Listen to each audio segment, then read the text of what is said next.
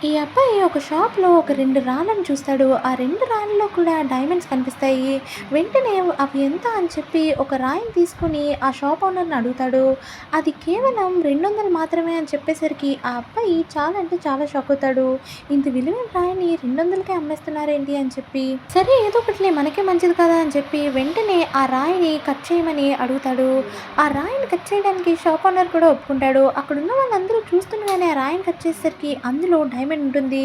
అది చూసి shop owner shock అవుతాడు. అనవసరంగా 200కే అమ్మేశాను అని చెప్పి.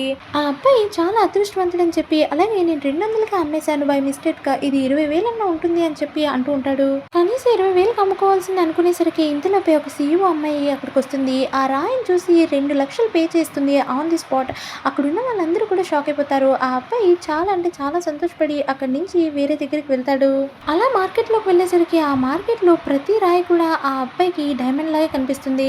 వెంటనే ఆ షాప్ ఆయన దగ్గరికి వెళ్ళి ఈ రాళ్ళెంత అని చెప్పి ఆ అబ్బాయి బేరం ఆడుతూ ఉంటాడు. ఈ రాయి అయితే రూ. 500 అని చెప్పి అతను అంటూ ఉంటాడు.